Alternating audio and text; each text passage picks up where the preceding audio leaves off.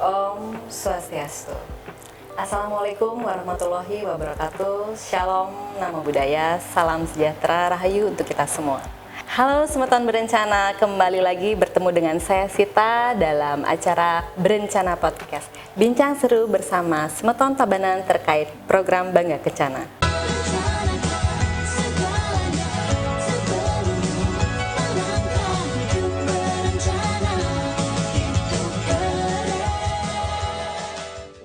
Baik sahabat berencana, terima kasih sudah mendukung acara Berencana Podcast yang sudah sekian kali kita bertemu. Dan apabila ada yang belum memberikan dukungan, silakan berikan dukungan dengan like, komen, dan subscribe di bawah ini. Ya, tidak perlu berlama-lama lagi, kali ini kita sudah kehadiran narasumber yang sudah selalu hadir dan memberikan informasi yang sangat berguna untuk masyarakat Tabanan dan Indonesia pada umumnya terkait program Bangga Kencana. Ya, kali ini kita sudah kehadiran narasumber. Om Swastiastu, Ibu Kadis. Beliau adalah Kepala Dinas di Dinas Pengendalian Penduduk dan Keluarga Berencana Kabupaten Tabanan. Iya, Ibu. Sukses semua Ibu. Sampun meluangkan waktu hadir kembali di podcast kali ini ya. Jadi kita langsung masuk ke topik bahasan yang dimana kali ini kita akan membahas terkait pendataan keluarga begitu ya Bu ya.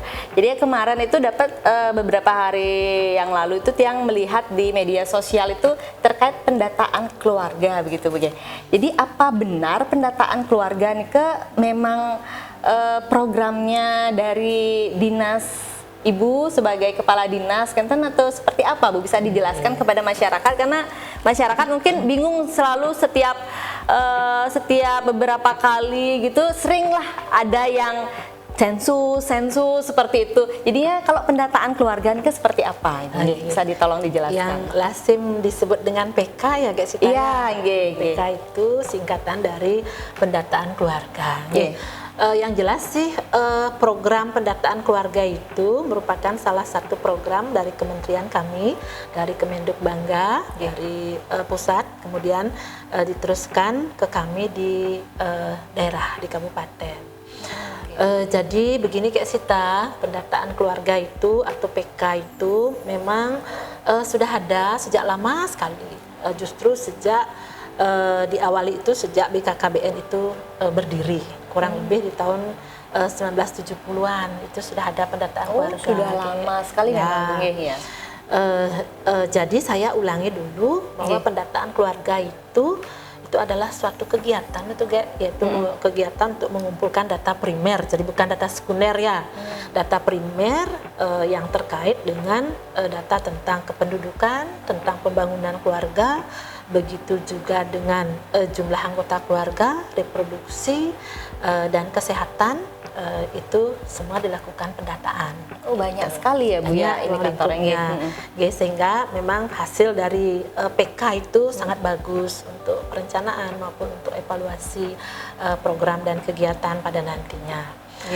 Jadi PK itu, pendataan keluarga itu sudah diawali sejak lama dari tahun 1970 itu, kemudian semakin hari, semakin tahun kemudian disempurnakan sampai di tahun 1980 sampai dengan 1990-an itu masih dilaksanakan pendataan secara manual. Kemudian tahun 90 sampai tahun 2000-an itu kebetulan saya saat itu sebagai PLKB ya, sebagai pelaku utama ikut serta dalam rangka melakukan pendataan itu. Kalau dulu ada istilahnya mendata keluarga sampai dengan mendata dari tingkat kesejahteraan keluarga. Ada pra-KS, KS1 sampai dengan KS5 itu dulu. Kemudian di tahun 2000 dengan seiringnya perkembangan zaman, kemudian adanya reformasi birokrasi, adanya kemudian pelimpahan kewenangan dari pusat ke daerah, yang mana urusan KB, urusan pengendalian penduduk dan keluarga berencana itu ikut juga dilimpahkan menjadi kewenangan daerah, sehingga di daerah pun kemudian melakukan pendataan. Gitu.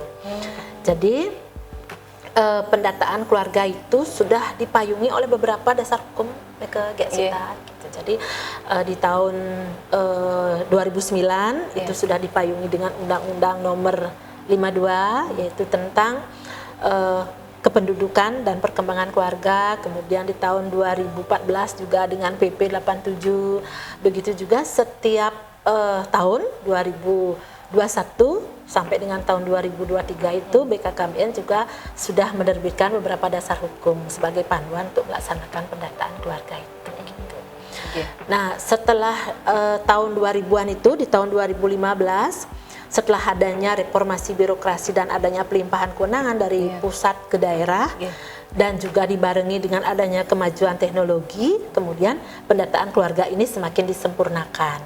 Jadi mulailah menggunakan aplikasi itu dengan mengadopsi kemajuan teknologi dan mengacu kepada sistem informasi database. Gitu. Kemudian dari tahun 2015 itu disempurnakan lagi.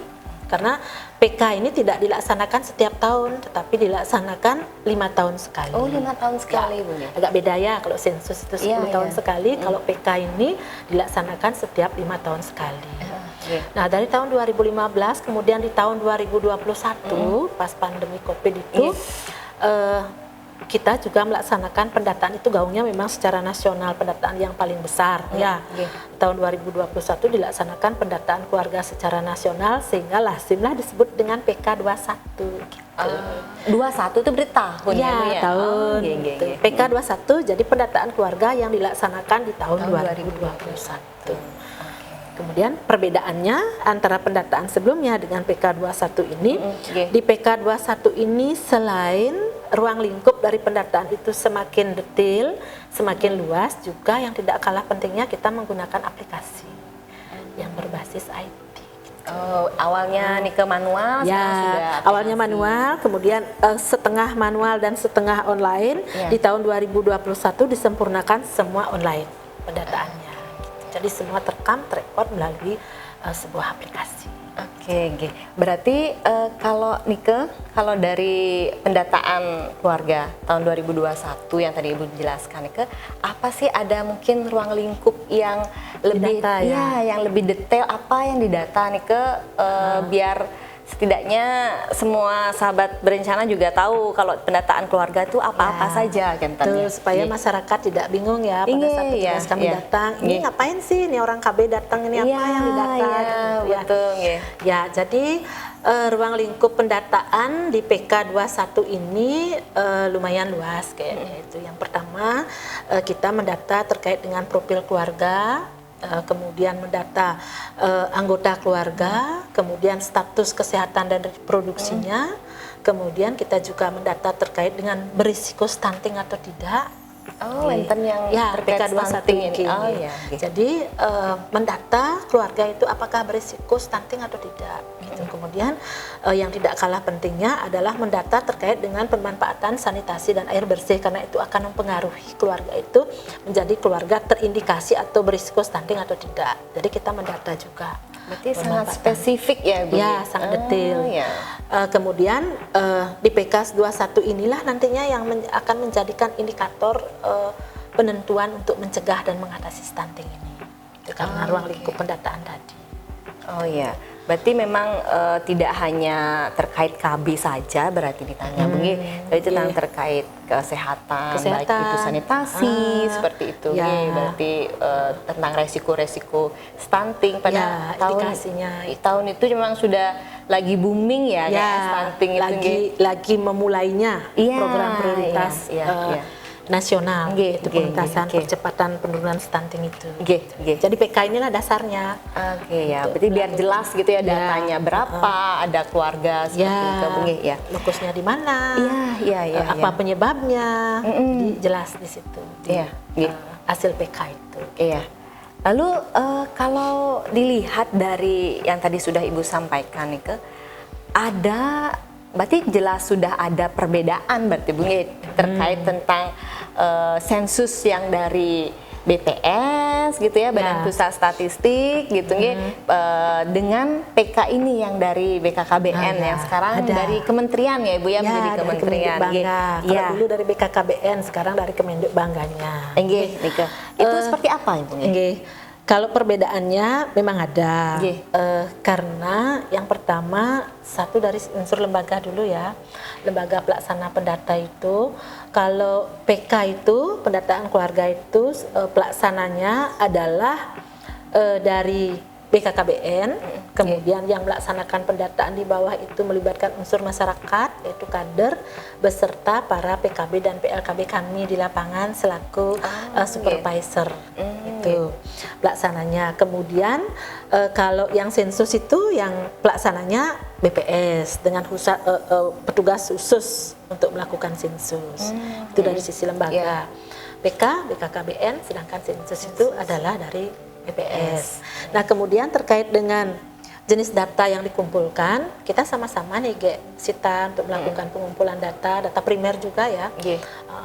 Jadi kalau kami di PK21 itu kita mengumpulkan data secara mikro. Jadi data yang akan kami sajikan, yang kami kumpulkan itu adalah sangat detail di setiap keluarganya.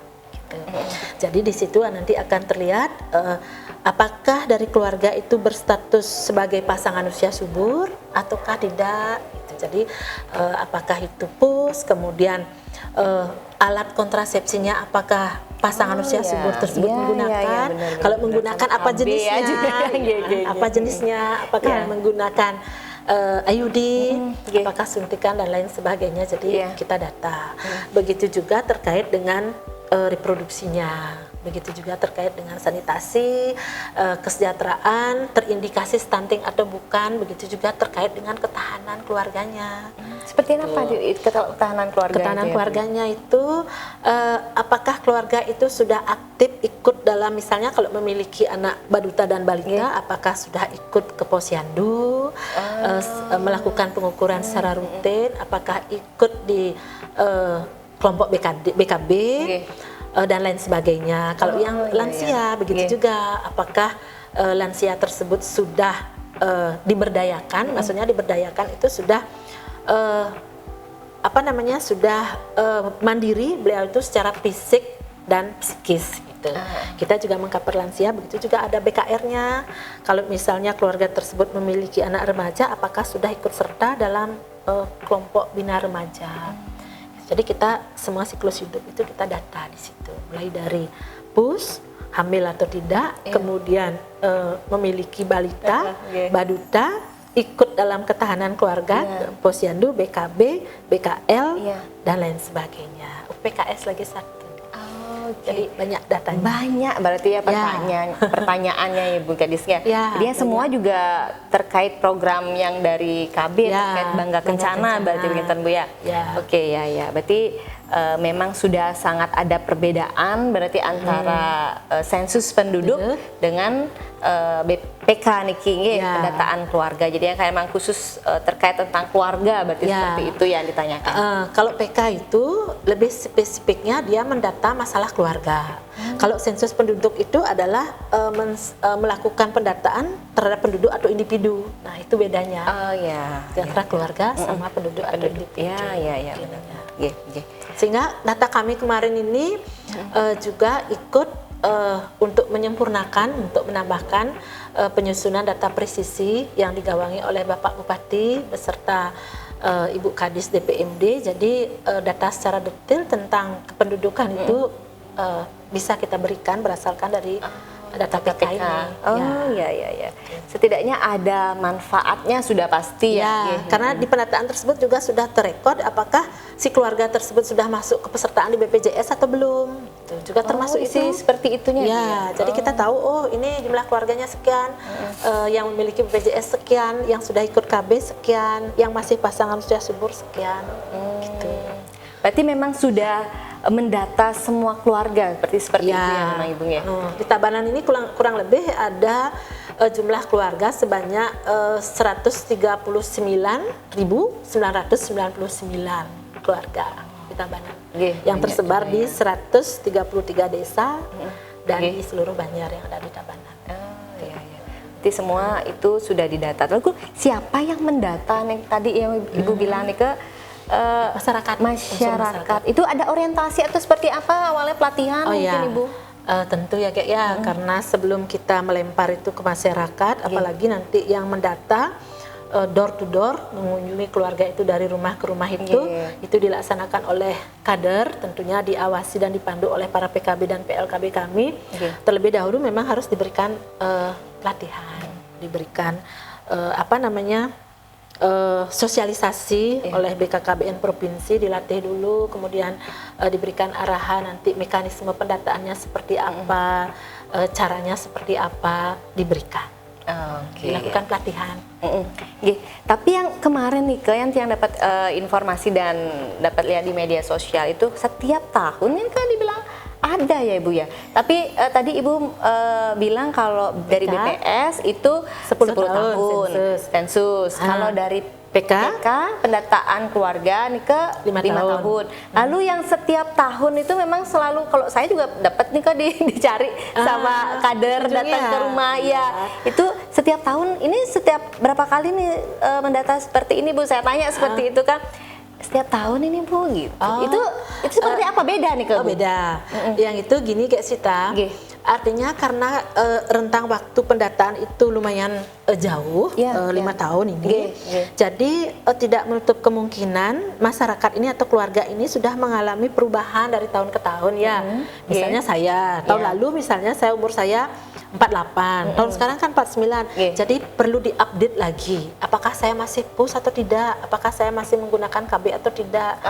Dan lain sebagainya kan? Apakah masih saya menjadi pesertaan BPJS atau tidak? Jadi atas PK ini, hasil PK ini tetap kami lakukan updating data lagi melalui kegiatan yang namanya Perpal, verifikasi dan validasi data keluarga. Itu yang dilaksanakan secara rutin tiap tahun. Jadi setiap keluarga itu akan termutakhirkan datanya, tetapi tidak didata secara keseluruhan, di verifikasi dan divalidasi untuk lokus-lokus yang bersifat sampel. Ya benar sih Bu ya. Jadi kalau misalnya PK itu yang Ibu tadi bilang selama 5 tahun, anggap misalnya saya di tahun 2021 itu hamil gitu kan. Berarti kan mungkin tahun 2022 sudah lahir, punya anak balita. Apakah anaknya sehat atau stunting kan gitu ya. Gitu. Berarti makanya itulah fungsinya berarti harus ada itu. Perpal. Ini baru kita selesai di akhir September, baru selesai Perpal. Lalu bagaimana Bu? Kalau misalnya sudah dilakukan verifikasi itu di setiap tahun seperti itu, hasilnya nih Kak, bagaimana? Maksudnya proses ataukah tujuan akhirnya itu untuk apa seperti itu Ibu? Kalau hasil, karena kan tidak mungkin kita melakukan kegiatan, apalagi pendataan atau Perpal ini kegiatan yang lumayan sulit ya.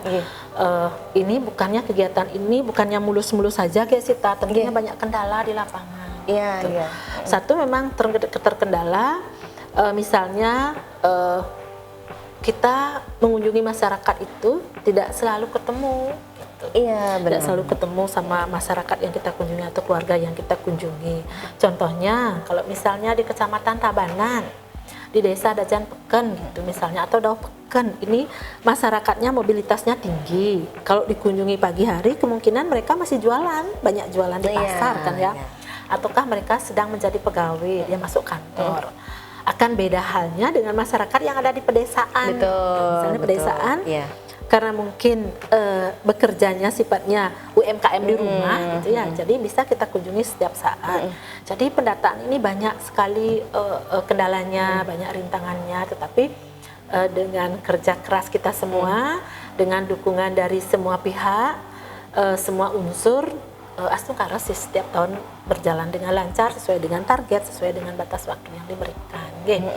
Nah kembali kemudian dari sisi manfaat kan gitu ya. Kalau manfaat itu ya tentu sangat bermanfaat ya. Tidak mungkin kita melakukan kegiatan tanpa ada tujuan dan manfaatnya. Nah dari hasil PK ini intinya adalah datanya ini nanti sebagai dasar untuk merumuskan kebijakan. Seperti apa Ibu? Misalnya dari hasil pendataan atau PK tahun 2021, kemudian yang kami mutakhirkan setiap tahun, dan terakhir kita mutakhirkan kemarin tahun 2024 karena tahun 2025 belum dirilis ya. belum dirilis hasilnya. Kemudian di sana hasil-hasilnya itu ada 10 indikator. Yang pertama tentang TR, total fertilitas rate. Jadi dari pendataan yang dilakukan di lapangan itu ketemulah nanti kita berapa sih TFR tabanan. TFR itu gimana Bu? Bisa tolong dijelaskan ya? Adalah jumlah anak yang dilahirkan per 1000 pasangan usia subur gitu. Misalnya 1000 pasangan usia subur di tabanan itu TFR-nya itu adalah di angka 1,82 untuk tahun 2024. Jadi rata-rata per 1000 pasangan usia subur tersebut hanya melahirkan anak di bawah 2. Oh gitu. Itu di bawah 2 rata-rata. Ada yang 2, ada yang 1. Itu jadinya. Sehingga betul apa yang disampaikan oleh Bapak Gubernur programnya, begitu juga yang disampaikan oleh Pak Bupati kita yang sangat konsen dengan program Bangga Kencana ini. Betul, kebijakan 4 anak itu sangat-sangat urgent untuk kita khususnya di Tabanan. Karena TFR kita secara nasional kita yang paling rendah di tahun 2023 gitu. Karena kita di 1,8, syukur di tahun 2024 sudah dapat kita tingkatkan menjadi 1,82. Artinya keberhasilan KB di Tabanan itu sangat-sangat berhasil gitu. Tetapi ada dampaknya, ada efek sampingnya dari keberhasilan KB itu, yaitu nanti bonus demografi kita di tahun 2035 kita akan kehabisan bonus demografi nih Kak Sita. Nanti di tahun 2035 apabila kita tidak bisa mencapai angka penduduk tumbuh seimbang secara nasional di 2,1 itu, nanti di tahun 2035 akan kebanyakan penduduk di Tabanan ini adalah penduduk lansia. Sedangkan penduduk yang usia produktif ini sudah sangat sedikit. Jadi angka ketergantungan, angka beban hidup ini nanti akan menjadi lebih tinggi. Lebih sedikit masyarakat yang usia produktif ini akan mengurusi masyarakat yang lansia. Jadi bebannya satu sisi mengurus anak-anak, satu sisi mengurus lansia. Jadi angka ketergantungannya akan tinggi di tahun 2035. Nah, itu semua didapat, analisis itu didapat berdasarkan hasil PK gitu, atau hasil perpal. Selain itu ada yang lain nih Bu? Selain itu kita juga bisa melihat di sana ada MCPR ya. Jadinya kita bisa melihat apakah di Tabanan ini masyarakatnya itu sudah menggunakan metode kontrasepsi yang modern ataukah yang masih tradisional. Gitu bisa juga dilihat ASFR-nya. Jadi rata-rata usia nikah di sini di Tabanan? Di Tabanan itu berapa juga bisa dilihat di sini. ASFR itu adalah jumlah kelahiran per kelompok umur, juga bisa dilihat berdasarkan hasil dari perpal ini. Gitu, ada 10 di situ termasuk adminitnya. Kebetulan adminit kita tinggi.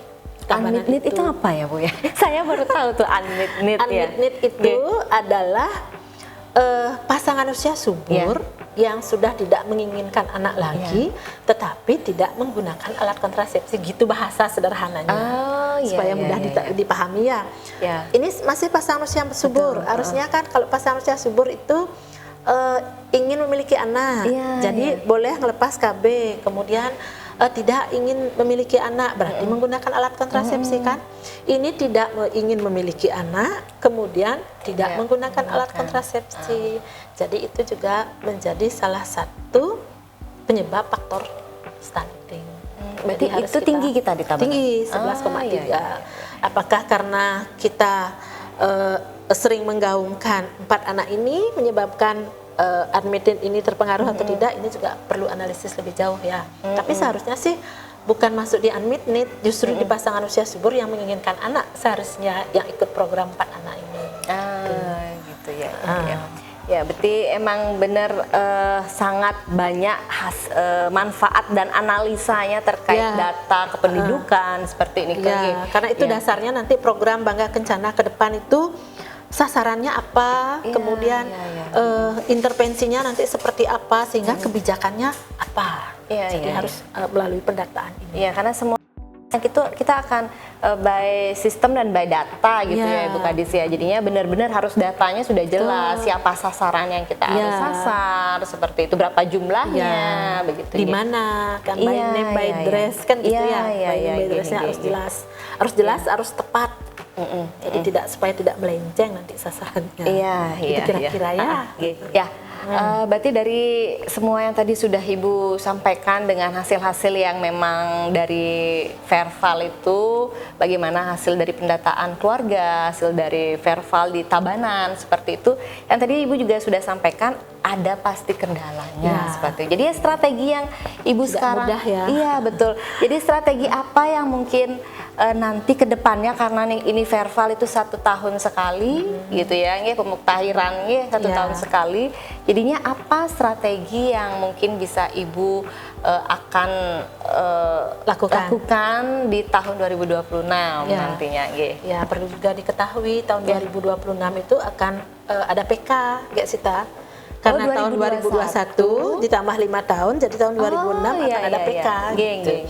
Jadi segala hambatan dan tantangan ya sudah harus kami identifikasi dari sekarang, karena tidak akan terasa waktunya. Bulan Juni nanti ada PK supaya hambatan yang sudah terjadi kemarin tidak terulang lagi, kan gitu ya. Jadi strategi kami ke depan berkaca dari pengalaman kami di tahun-tahun sebelumnya melakukan pendataan yang menemui beberapa kendala, yaitu tentunya yang pertama kita harus melaksanakan sosialisasi lebih masif lagi, kayak mungkin seperti podcast saat ini nanti bagus itu untuk mengawali tahun. Pada saat kita melaksanakan PK lagi, kita sosialisasikan melalui media massa sehingga masyarakat tidak tenandruh supaya tidak takut memberikan informasi, kan gitu. Jadi sosialisasi kita harus lebih masif lagi nanti melakukan baik melalui media massa, begitu juga melalui pamflet dan lain sebagainya sebelum kita melaksanakan itu. Dan juga tidak kalah pentingnya juga harus menyampaikan kepada pemangku-pemangku kepentingan seperti Perbekel, camat, supaya mereka ikut peduli ikut serta untuk mensupport, terlibat seperti itu ya Bu. Terlibat gitu. Dan juga melakukan pembekalan kembali kepada kader nanti selaku pendata, begitu juga kepada klien yang istilah kami PPKBD dan sub PPKBD itu kan. Jadi lebih memberikan pembekalan. Begitu juga tentunya para PLKB kami atau kader petugas pendata itu kita berikan kita melakukan pendekatan supaya tidak bosan-bosan, harus melakukan kunjungan ulang. Kalau tidak ditemukan sekarang, ya berarti kunjungi sorenya, gitu. Misalnya pagi orang kerja, ya harus dapat datanya. Jadi melakukan kunjungan ulang, ya supaya tidak bosan. Artinya tidak putus asa petugas pendata itu, gitu. Nah kemudian yang tidak kalah pentingnya juga, karena dari kendala yang kami alami kemarin, banyak kader kami yang tidak mahir menggunakan aplikasi. Jadi kan pasti ada kendala seperti itu IT tidak ya semua, Bu ya. Tidak semua bisa menggunakan aplikasi, tidak semua bisa memanfaatkan smartphone itu dengan bagus. Jadi kita akan lebih memberikan pelatihan untuk menggunakan aplikasi tahun 2026. Kemudian kalau masalah sinyal sih itu biasanya kalau sinyalnya lemot, kemudian input datanya tidak dilakukan. Itu yang kami temukan kemarin. Ya, tentunya itu koordinasi yang lebih masif. Kayak di mana pendataan kalau sudah pakai sistemnya itu IT itu di mana-mana pasti kendalanya itu seperti itu ya Bu ya. Servernya penuh. Servernya penuh. Sinyalnya Tetapi pendataan harus dilakukan. Harus tepat waktu selesai.